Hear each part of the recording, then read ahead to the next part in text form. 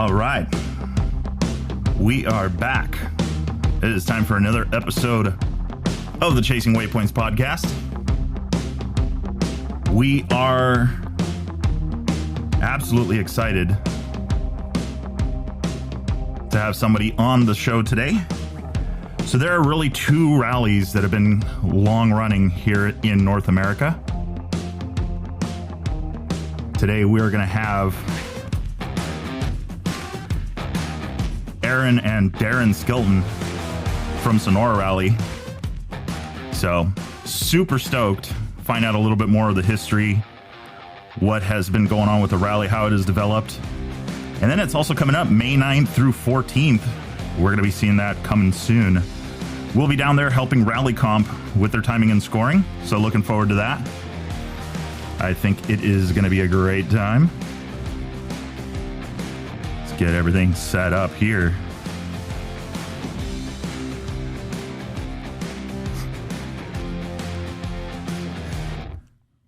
So hope everybody's having a good weekend, having out those adventures, getting some people out riding some road books, making some stuff happen. It'll be absolutely crazy. Let's get this link over to Darren.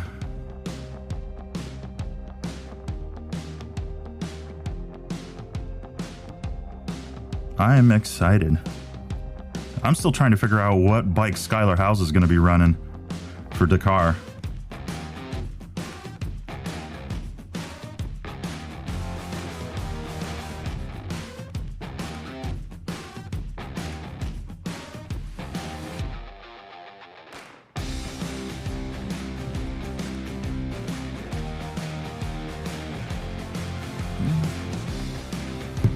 All right.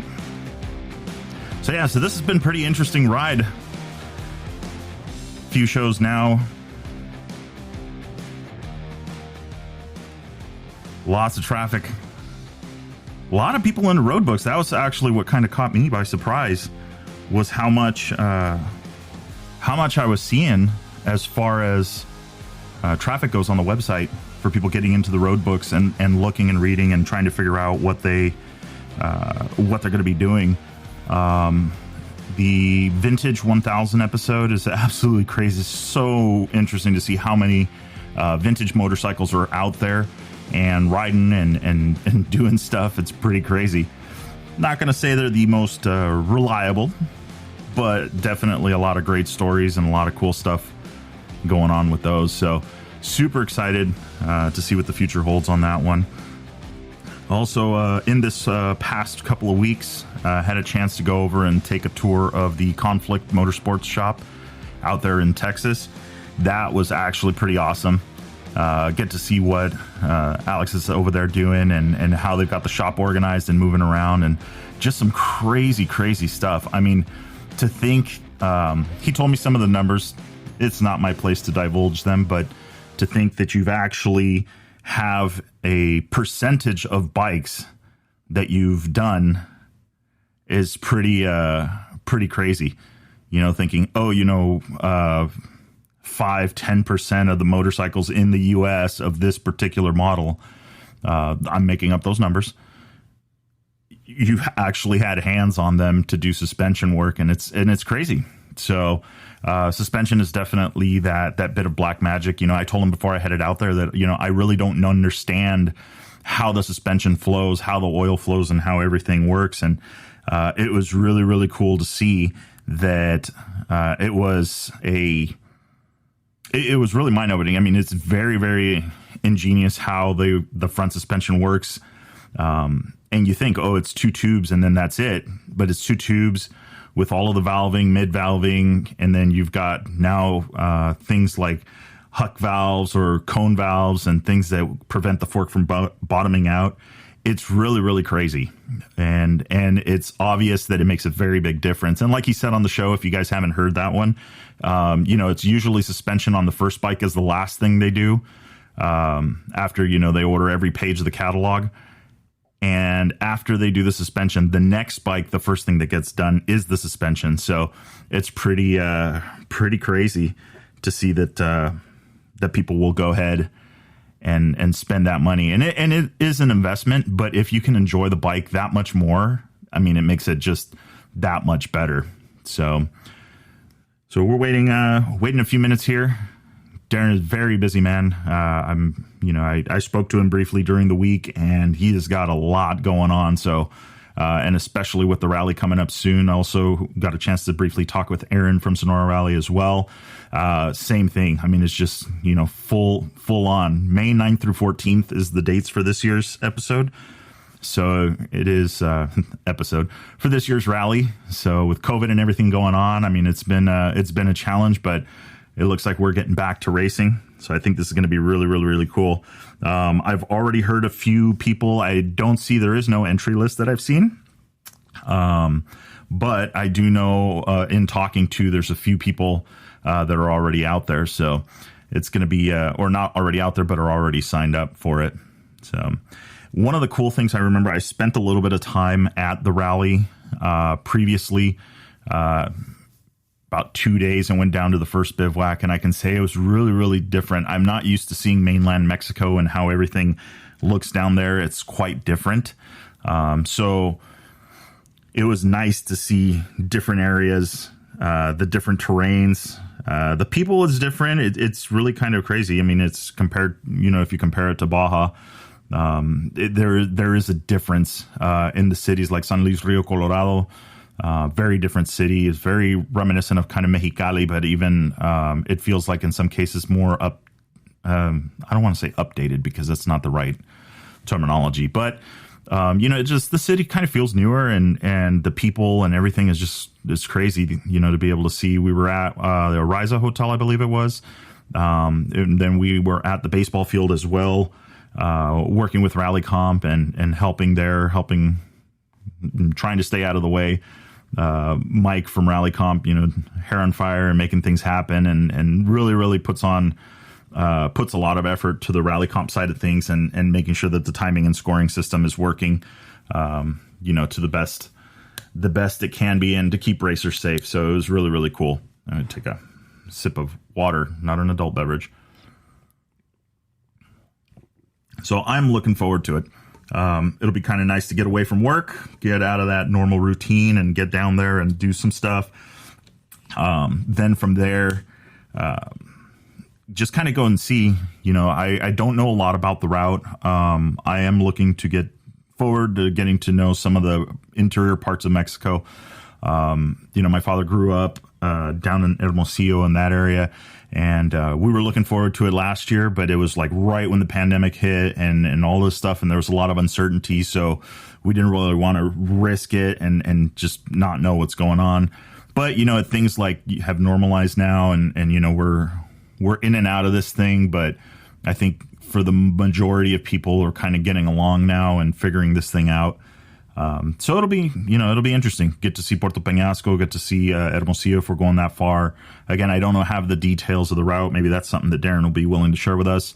For those of you that don't know, like this whole rally thing. So the route, like a general route, a general service route, is something that's kind of simple and just basic, but not very detailed. The whole thing with rally is that you want to avoid releasing any kind of details of what the route could be, because then that allows to keep people on the same playing field, and allowing people to be able to do the best they can on their own talent, and not because they did all of the homework on it. So, but sounds like we have Darren now on the line. So give it a second here. Darren, you hear me? Excellent, sir. All right, let's get you on. All right, so you are live now. Okay, great. So I was just talking a little bit about how important it is for rally raids to keep the route secret. Cause yeah. The last thing you want to know is, or want competitors to know, is where they're going before they need to. Yeah, it's just part of the whole deal. Is the challenge of navigation and feeling like you're going somewhere for the first time, and it's kind of a special, unique feature of rally raids, reaching back to the beginning of the sport. When these guys really were going through North Africa and on roads that hadn't been driven on and trying to find their way by compass. So it's technology's moved on, but the concept is still try to stay the same. As I say, that it's. I think for some people it's very daunting, the idea of not being able to know, especially the off-road race we've got going on. I mean, San Felipe is literally going on right now, and seeing teams that are down there for weeks at a time already. Right when they hit the green light on pre-running. So it's very different. It's a huge difference, and one of the reasons why we started Sonora Rally. When I was racing the Dakar for Kia, we did several years of doing that. Finding navigators and crew people who understood the concept of rally raid was very, very difficult. So having an event where we can kind of get people used to that, because there's nothing worse as a driver or a rider to go to a rally raid event overseas and end up just being overwhelmed by how different everything is.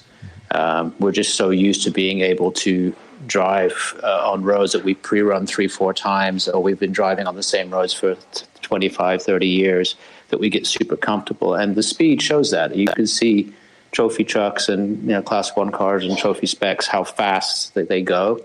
And that often actually hurts riders and drivers when they go to an event like Dakar, because we're so comfortable at speed.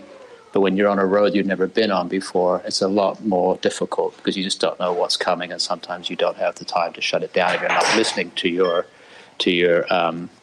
navigator. Mm-hmm. Yeah, the blink of an eye and you're kilometers down the road, and then exactly. Then you really get into trouble trying to figure out how to get back to where you were.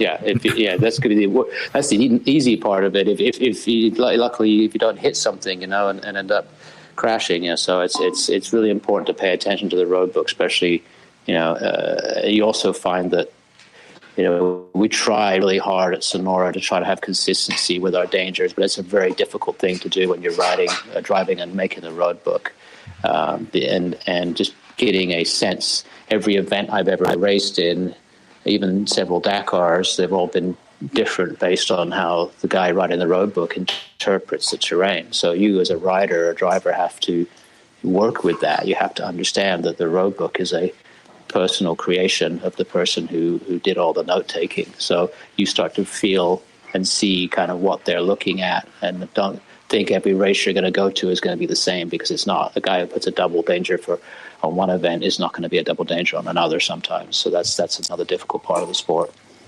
Yeah, and that's been a common theme with some of the people we talked about. That is, it's really important to get into the head of the person that actually created the road book at every event.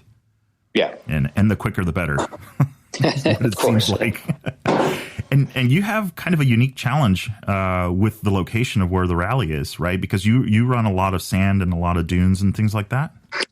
Yeah, and that's, I was a guide in Baja for many years and raced in Baja for many years, and I thought about doing an event there. But the most important aspect, or for us anyway, when we would go to Dakar, and what was so different for us, was racing in the dunes. And we've all grown up playing in the dunes, but racing and finding a waypoint quickly is a different skill set. And so when I first discovered the Altar several years ago, when we were training people down there, I just said to myself, that this is the perfect spot to do a school and possibly an event. And so we thought about it for many years and kind of got the wheels in motion, and eventually got it going. But yeah, it's the Altar is the only erg in all of North America. There's only 5 places in the world where this type of desert exists, where it's like a sea of sand.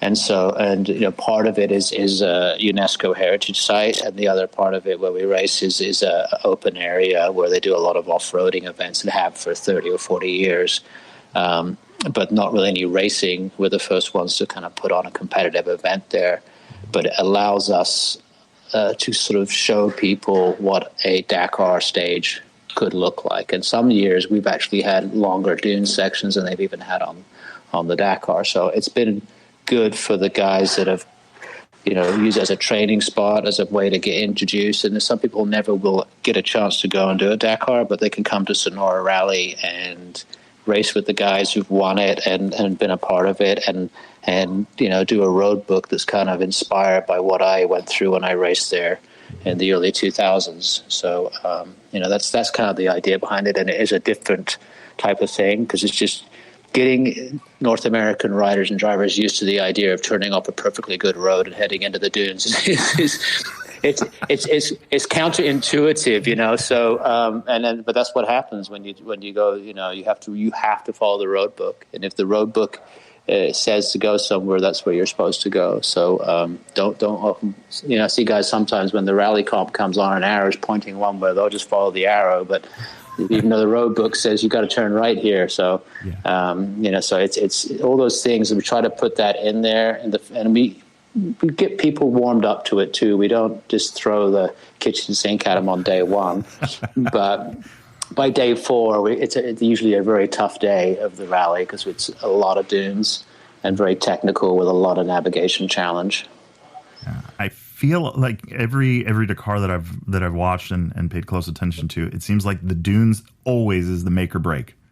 Yes, I mean, and as a competitor, that's what stresses you out the most when you see in your road book, I got a 40K dune section, because you don't know what they're going to do to you. It could be really fun and simple, or it could be the most technical, hellish set of dunes you've ever had to go through. So, and it was the same in South America, So we try to do that. We know the desert now after racing there for 7 years and doing road books for longer than that.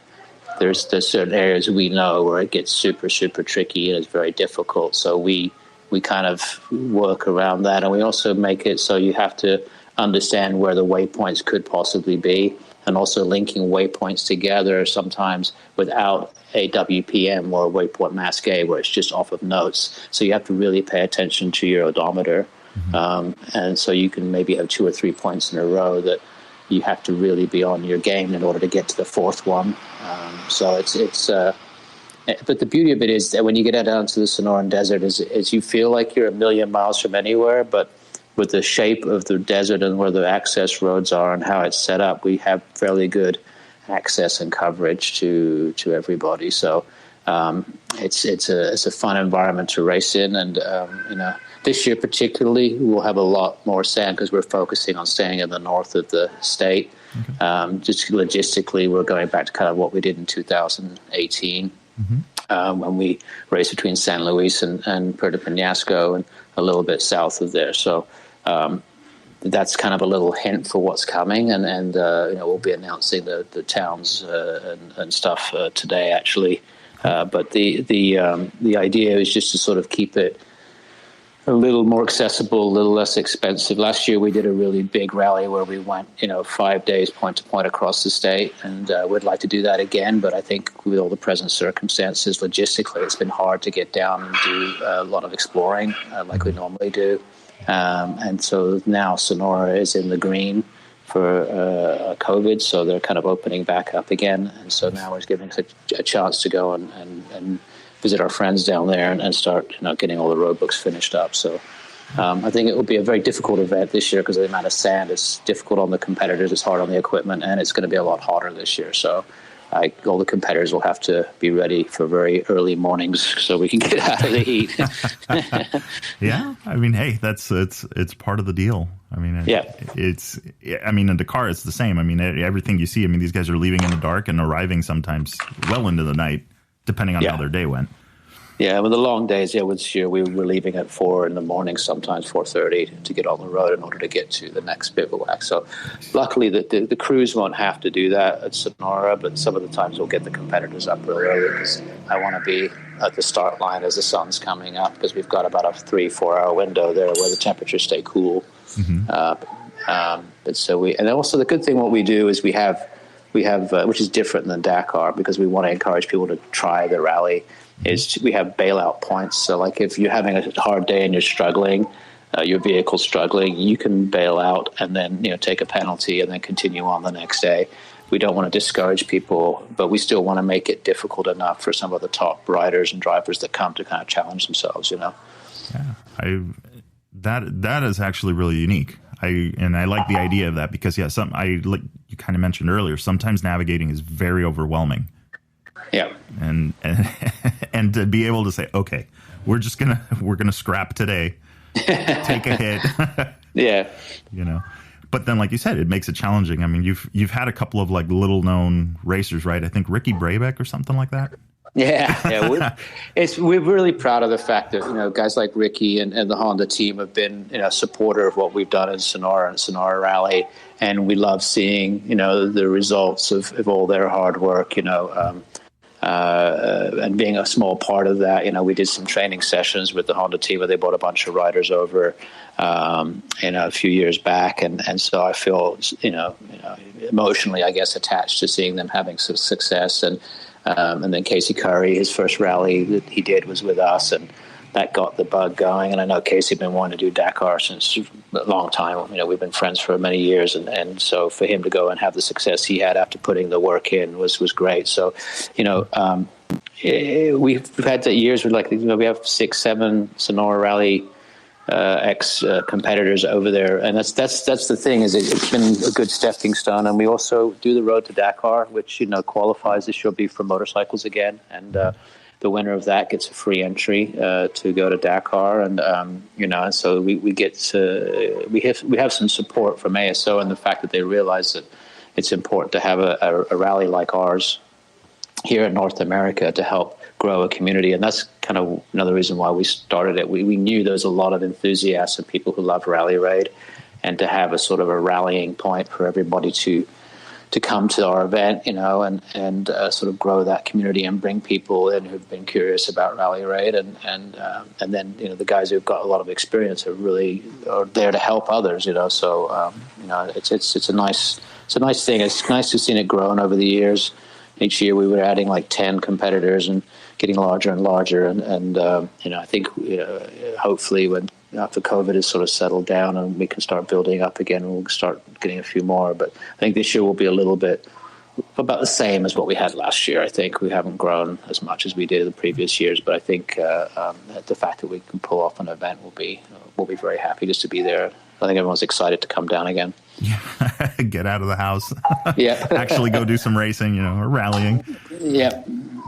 So that's, I mean, obviously that's extremely unique, as being a North America rally and having a direct link to the Dakar, and having graduated many riders. Let's talk a little bit the training side of it. I know you were recently involved with the Matlocks. Yep. Going to Dakar. I know I saw you in the jacket, and you were there with them, and kind of coaching along.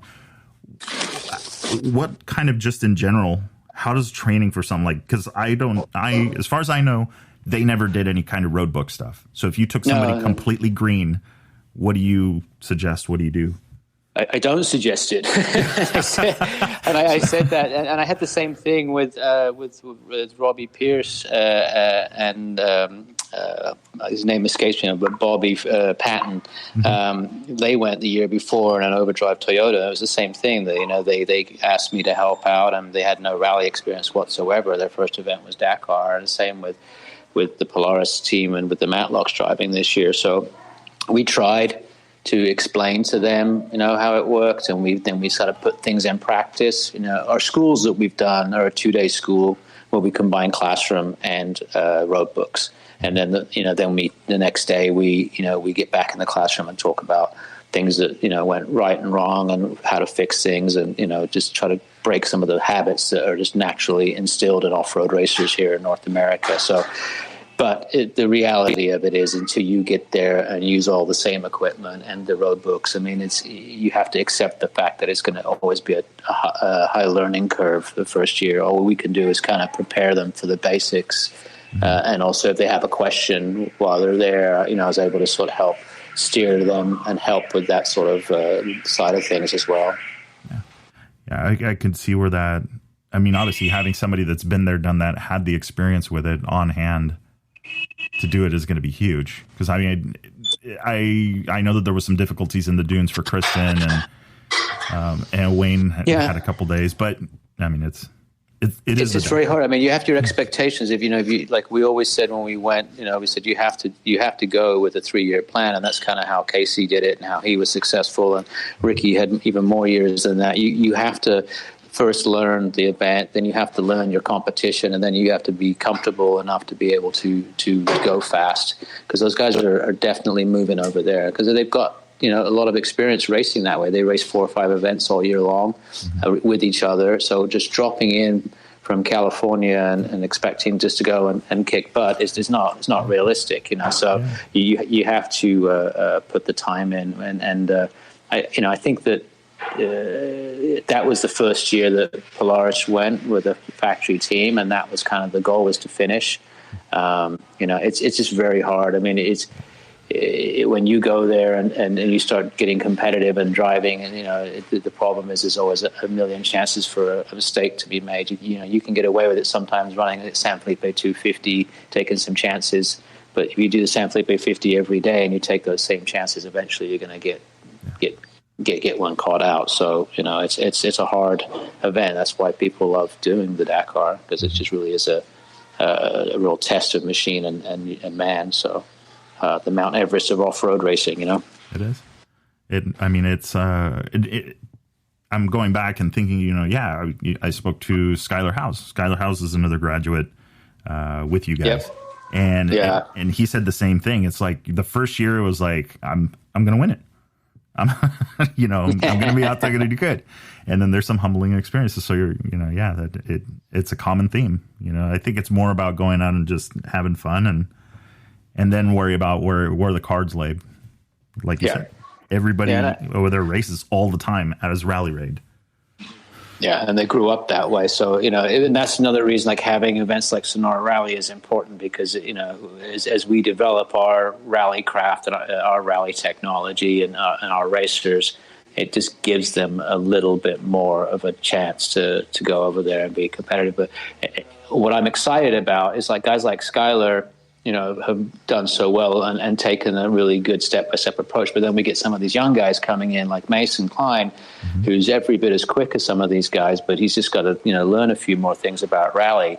But with Sonora, it gives him a chance to rub shoulders and run road books in a race environment with Ricky Braybeck, with Skylar House. So when he goes there, he's already going to be up to speed with some of the top guys, because we've got top guys here in the States. So we didn't have that 20 years ago. And so I think everybody in the rally community should be proud that we've got racers that are pushing the best in the world now and have the environment to train and do it here and bring others up with them, at the events. So I'm excited to see what happens as the years come. Yeah, I see. Moto Minded just stepped up behind Mason Klein and to help him in his efforts and all that. I mean, you're right. There is now a huge presence. I mean, Ricky Braybeck winning it, number 2 on that spot, and then Skylar with how he's progressed towards it. I'm still amazed he doesn't have a factory ride. Yeah, yes, but there you go. It's a difficult job. I mean, I sympathize, and I think that Skylar's put a lot of work in. I think that good things will come to him, though, for sure. Yeah, just a little bit of time. So something I what was it, 2 years ago, or was it a year ago already? This pandemic thing, I got a chance the year before. I got a chance to go down and for 2 days and work with Mike, and I was in the Bivouac and I was able to see one of the drivers' meetings and that kind of stuff. And very organized event. It was really, really cool to see how everything works. But some of the thing, like to me, the trophy. I just see the trophies that you guys use. Like, where does some of this stuff come? Like, is there a history? Is there something specific about the trophy? Yeah. Sonora is a unique state. And what happened, I bought a home down here 15 years ago, just in a crazy trip, a whim. But so I started really getting into I've been lucky to travel a lot. And when I travel, I try to really learn about where I'm going. And Sonora was the same. So it has a unique history here, and it's different than Baja. And Baja is kind of where we've raced and what most of us know. But to assume that the rest of Mexico is the same is a mistake. And there's a unique history to Sonora and to the people that have lived here over the centuries. And the Indian tribes that lived in and around the dunes and south of them, and some of the places we went to, like the Seri lands down in the south of the state, all have amazing history. And so the Seris are a coastal dwelling people that are famous for doing what they called ironwood carvings, palo fierro, and I've always admired them. And so when we had the opportunity to go race in their area, we had them actually build some of the trophies for us, and it's very unique and coveted artwork they do. And so, and then the Yaqui deer dancer is the main trophy and the image that we use. And the Yaquis were an Indian tribe here in Sonora that were never ever defeated by the Spanish, and even today they're a very independent people. And their dance, the deer dance that they do, is like one of the most famous dances, and it's in Mexico. So that's a symbol of Sonora, and that's kind of what we thought would be a really nice touch. And I think even our logo encompasses that, and a lot of that came from I remember just the logo from Dakar was the the Berber, with his head wrap on, and so I thought we need to have somebody that symbolizes the strength of Sonora, and so that's why we decided on the Yaqui deer dancer. So, and Palo Fierro is something that, like I said, came from the Seri Indians and their carving. So, that was actually a few years back when we crossed the Seri land. We finished in their main village there, and the ladies welcomed everybody and gave everybody little gifts, and that was a really special moment. And I think it was sharing the cultural experiences with people is part of what Rally Raid's about, and something that I loved going through North Africa and getting the chance to meet people and sit in a tent and drink tea, and all these things were part of what we did on the rally. And so when I was exploring Sonora and started discovering all these different cultural aspects of the state, I wanted to incorporate them somehow into the rally so the guys could take something home with them. And so we've been lucky enough to do that, and hopefully we'll get to go back down to the Seri lands in the future. But obviously with COVID, they've taken a hard hit, so we're just kind of being respectful and staying up in the north this year. Mm-hmm. Yeah, and I remember seeing the video of that with the reception and having everybody come in. And that was very, very it was just kind of unique, and it added like a sort of majesticness to the event, like something, a whole nother level of it.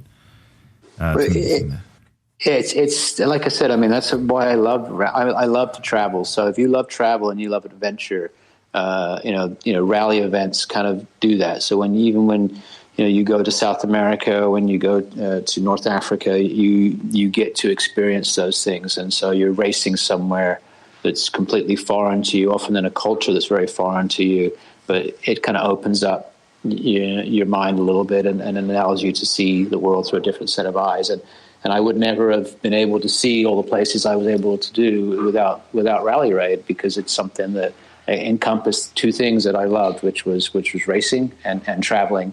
And the adventures we had on those events were just amazing, and lifelong memories and lifelong friends. So, and I'm hoping that we can do a tiny little bit of that with Sonora. When like last year, we went up into the Sierras too, which is a whole other level. It's totally different than anything we'd ever done before, and because of the mountain ranges and the river crossings, and so. Having that diversity are the things that I like to try to have if we can. Show the different areas of where they're at and different parts of the state or different parts of that region. Yeah, but it's complicated. For us to put on an event like this with a limited amount of crew, it's a lot, and this year's been particularly challenging. It was on again, off again several times, and so I'm really thankful for the support we have from the state and from the cities and all our volunteers that come down and help us, because we just may create a little bit of the dream, but it wouldn't be a reality without the people that help us in Yokohama and Method Wheels and all these guys that have invested in Rally Raid and supported the athletes that have been going and running other events. So I think it's important to recognize that it's not normal to get a lot of sponsorship for Rally Raid, and we've been very lucky with the relationships that I have to have some people that support the event. Otherwise, it just wouldn't be here. Yeah, and it is, and it's not an easy undertaking. If anybody thinks it's just as simple as like, hey, I'm going to go draw some road books and then we're all just going to get together, it is not that. No, I think people underestimate the difficulty of and also, everything from the ecological sensitivities to the finding new and interesting tracks and creating a challenge. It's a massive investment of time, because what we're doing in Sonora is we're going places that no one's ever raced before. And then we got to find a way of linking roads together. I mean, last year we found this amazing road, but there was 30 gates with 30 different landowners we had to open to get from one point to the other, and it was and 45 miles. So we're very spoiled in Baja to have these open spaces and these roads where traditionally people are used to us racing. So when I show up in Sonora, a knock on a rancher's door, he gives me a funny look, What are you doing here? Yeah, so, but we've established some relationships now where we can. We've been fortunate, but it's definitely not easy to find new roads all the time. But we have some more stuff up our sleeves, and I think for future editions, I would love one day to take it down to the southern part of the state. There's the town where I live is a colonial town that's several hundred years old. It was, where they signed the charter to found the city of Los Angeles. So it has this amazing story, because it was, if you go to L.A. and go to the old Pueblo there, Olvera Street, there's a plaque that the first 11 families that founded Los Angeles came from Alamos, Sonora. So I would love to tie the rally into that story someday, and then kind of do the same trip that they did, but with the rally path, crossing the state, because these two states and these two villages have been linked together for 250 years, and doing that through the rally would tell a really great story and allow people to see another historical side of Sonora down here, and the totally different terrain here too, and so there's lots of little things like that, and there's extra coastal areas that we haven't been to yet. So it's just how far does people want to go south? That's the thing. It's just, and how much work and how much time we have to make it all happen. But one day we'll do it. Yeah, it's like this ginormous playground, and all these toys, but you just don't know which way to go first. yeah. Or what order. So, kind of rewind a little bit, and I before I even get there, I do appreciate you giving me some time, because I know you're absolutely. You and Darren, right, are both just 100%, 120%. We're super busy. Yeah, not only that, I'm racing Nora next week with my regular job with working with SCG and one of the Baja boots, and so I've got to get ready for that. And then also, Rodo Fernandez, who's my director of operations, is working at San Felipe this weekend. So we've got a full plate trying to get everything finished in time for everybody. So we're leaving tomorrow morning from our house here to drive north all through the state to stop with everybody and get all the logistics in place. And there's a lot going on. Yeah. So what I wanted to ask is, let's because of the adventure thing and it being such an adventure-minded people, right? What would you suggest if you have somebody that's an adventure rider that wants to take on the Sonora Rally? How would you warm them up to it? Basically, I would just say you got to come. What we do is we design the event to be doable for a first timer, but challenging for an experienced rider. And some guys have taken the approach that they come with their vehicles, with cars, a 4x4, street legal 4x4, and they do the adventure raid for the first year, and they kind of scope it out, and they come back the next year and race it, which is one option. But if you have a bike and you've done a little bit of training, we do a rally school on the Sunday before the event, and we also usually have a little test road book when we start in San Luis, so guys can just learn how the basic navigation works. But I've had racers who've never even seen a road book come to our rally and finish it. So, we just kind of have to walk them through step by step. And if they have questions, they have to ask them. And then, like I said, the first day, we kind of make the navigation fairly straightforward as an introduction. And then, so by the second day, they can kind of feel much more comfortable. So, and that'll be the case this year. The first stage will have a little bit of everything in it. It won't be overly difficult terrain, but we'll have a little bit of navigation, a little bit of sand dunes, a little bit of fast road, a little bit of rocks. And that way, people can kind of get very comfortable in it. So, if obviously it's for this year is a little late, but if you're planning on coming to Sonora, usually a lot of the guys make a plan 6 months or more out, and we do in the normal times anyway. We do 2 schools a year, which are invaluable. Generally, guys come to that school because they are a little nervous about doing the rally. And after doing the school, like, oh, I get it. And they do some of the routes that we use in the rally. They use all the equipment we use in the rally. So they're much more comfortable and all their questions are answered. And so when they come to the race, they're ready to rock and roll. And that's been really, really good. Every time we've done a school, we get 5 to 9 to 10 guys from that school sign up for the rally. So unfortunately, we couldn't do a school this year. So I think that probably was difficult for some guys.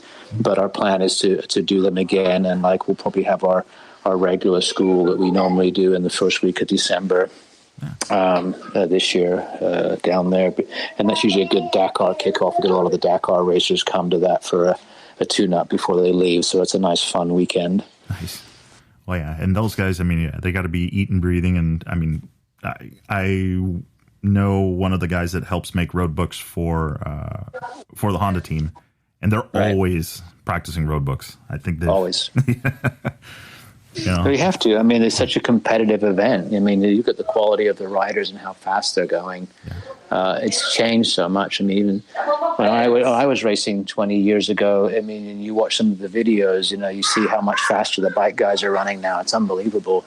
It's like they're running a motocross track. The old days with those giant, twin BMWs that were, 500 pounds, it's just a different animal now, So, definitely impressive to see, even today when I watch some of the videos that we edit for promos and I see, what Ricky and Skylar are doing out there on the bike, it's just unbelievable, Unbelievable. Yeah, like you said, well, I went through there, but it was at 10 miles an hour. And these guys I didn't think they could clear that.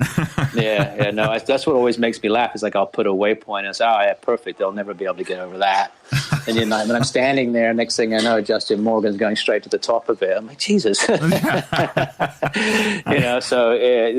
they're not afraid for a challenge. So, it's really impressive to watch how the guys ride.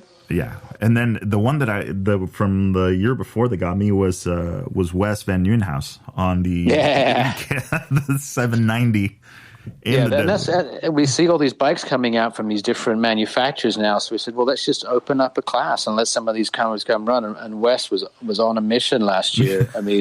He's a big guy, and he's on a big bike, and he definitely made it look easy. But so we do have a class for those guys who want to come, ride, and they're actually fairly decent bikes for our event, especially when we run some of the more wide open stuff in the desert. And then this year, I think we've tightened the fuel range up a little bit for the UTVs, and so guys don't have to have massive range to come and try this, which is another big deal for a lot of guys. So I think this year it will be around 80 miles between fuel stops. Oh, that's good.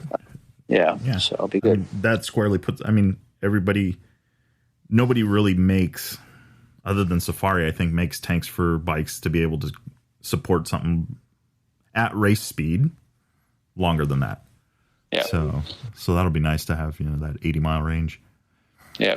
So, it just enables us to logistically to kind of control things a little easier. And I would like to see more guys running slightly larger tanks, but, the pressure is that, the reality is more guys who want to try this, and most of them just don't have the tank size, especially in the UTVs, to go much further than that. But we'll see. One day when we have all the big teams coming, then that might be a little different. But we'll see. Don't stop the clock if you have to start. If you have to take on fuel earlier. So So built-in penalty for fuel stops. So we're getting kind of close here, but kind of in closing, if more information, obviously I'm going to get the website on the link to the podcast and all that, and in social media. But if people are interested in maybe coming down, helping, or being part of the event, that kind of stuff, how should they go about that? Yeah, if you go to sonorarally.com and reach out to Erin Lee at Sonora Rally, she's coordinating any volunteers that want to come.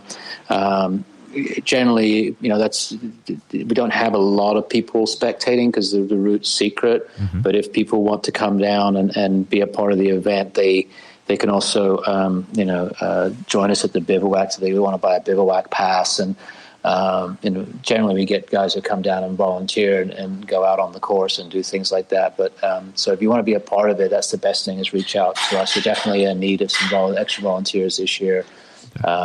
So if anybody's got any inclination to come down, even if it's just for a couple of the days, we could definitely use the help, and I would love to have you down. And there'll be a big information dump coming up in the next few days on the event. Now things have kind of become a bit clearer, and the permissions have been granted, so we want to make sure that we're getting all the info out to our competitors and sharing that. But yeah, sonorarally.com, and they can email Erin Lee at sonorarally.com, and she can help them out.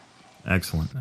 Yeah, and for the people listening, just even to get a Bivouac pass and go down or help and be part of the event, I was there for 2 days, and it was just amazing. The first Bivouac I got to go with to help Mike from Rally Comp, just the location and everything, it's such an awesome event, and the weather is nice. Thank you. Yes, well, it's going to be nice this year.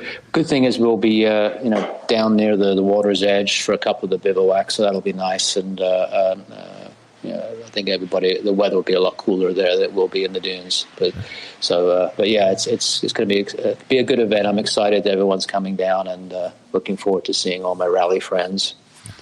I am absolutely looking forward. This year, I finally got the time off from work, so I'm looking forward to being there the whole event. Okay, good. Actually.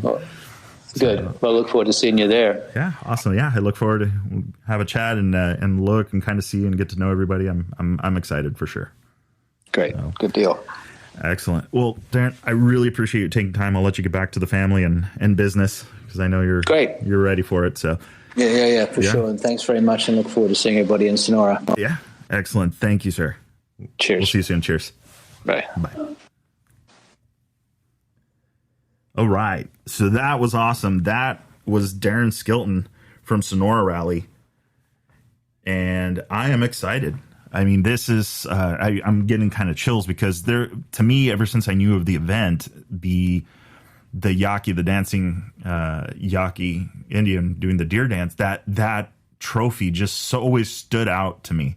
It was like you saw that and you didn't need to know anything other than that trophy belonged to the Sonora Rally, and it was very memorable. And it was like, that's like a piece, something that you want to have on the shelf. It's just kind of like one of those things. And many races, right, they've given out trophies and bowling trophies and all of this other stuff, but that to me was just such a unique trophy. And I knew that there was a history. I just didn't know what it was. I didn't know that there was how it tied in to the actual Sonora Rally. So to me, that was very, very unique and very cool. And then, going and seeing, and like you said, everything is just kind of like organized, and you feel like you're part of the event, but you're not. You're just there. And so to me, it's like I struggle to find words, because I just remember, Mike the night Rally Comp, the night before is like, hey, I could use your help at least for the first Bivouac. And of course, and at that time, we weren't working Mondays, because I was on the power sports schedule, Tuesday through Saturday. And it's like, okay, it's just going to make the ride a little bit longer. We're going to have to ride back from the Bivouac all the way to home in one shot. And I do not regret doing it. The hardest part was leaving. And the worst part about it is that I did have Troy, who happened to be my manager at the time, where we worked in the same department. So it wasn't like I could call in sick. That wasn't going to work. He very well knew where I was. So it was really, really, really cool. And I was just saying, so I'm excited. Last year we had to miss out right at the last minute. It just was too much going on, too much uncertainty. I wasn't really sure how this whole thing was going to shake down. So we decided, you know what, it's better to just stay. In hindsight, but at least, family and all that stuff, we were good. But now it's like game on. It's like, want to get down there, want to check this event out and be a part of it. And like you guys heard, Darren and Aaron from Sonora Rally, both, if people are interested in volunteering for the event, head over to the website and email Aaron, and see, this is, I think it's a great event, and the way that people and everybody gets along and all that stuff, it's got to be a good time. There's no way that it can't be. So I look forward to, if anybody who's listening to the show and wants to volunteer, let us know about it. I'm going to post this up on our Facebook page for Chasing Waypoints. You can comment there. If there's any questions that you have of the event, I'll tag Darren in it. And then maybe he can answer some of the stuff when he has time. I don't want anybody getting offended if he doesn't. Oh, you didn't answer my question. Well, there happens to be a couple of races and a rally going on, and it is full on go time right now for those guys. So either way, I'll leave that up there so we can comment on it, like I said. And if you're listening to this via the link that was on Facebook, don't forget we are on Spotify. We're also on Apple Podcasts, Google Podcasts. And then if you just search Chasing Waypoints podcast, there's a bunch of other little ones, thanks to Anchor giving us access to all these different podcast hosting platforms. So I am excited. It is Saturday. This is almost at an hour for the episode, but I'm ready to get to work. I got a 790 in the garage that I've been working on, and I am still trying to get it done and all that after that conversation that I had with Alex over at Conflict Motorsports. I'm tearing into the bike. I'm putting more grease on it. I'm trying to do all this stuff and get it all dialed in, so when my suspension arrives, it'll be ready to go. So I'll be posting some ride details on what we decide to do on that one. First ride, the quote-unquote suspension break-in ride. Might be something, I don't know, Laguna Hansen, Mike Sky Ranch, something like that. And then back up the coast. So I'll post more details as I know more as we get closer. But in the meantime, don't forget, subscribe, follow us on the social media platforms, Chasing Waypoints. You visit the website as well, chasingwaypoints.com. It has been long overdue for some updates, but we have got those coming. Also going to have some new swag stuff coming to the website here shortly. Just need to get it all buttoned up and set up. So anyway, hope everybody's having a great weekend. I look forward to it. I did miss last week. If anybody's thinking, they go, he didn't say anything. So last week I did miss an episode. I do apologize for that. That was on Sunday. It was just a crazy, crazy work week, and I just was done. Absolutely brain done. So I know everybody has been there. Everybody's got busy lives. So it happens, but we are back. And I think this was a great episode. Again, super thanks. I mean, all the thanks in the world to Darren from Sonora Rally, Aaron for helping me coordinate it. Aaron, I reached out to her on a whim, and she, said, hey, you know what, let me mention it. And here we are now. So I'm stoked to be down there. Again, Sonora.rally.com. If you guys want to volunteer, you can go in there and then click for the email addresses or the contact for Aaron. So anyway, that is a wrap. Hope you guys are good. See ya.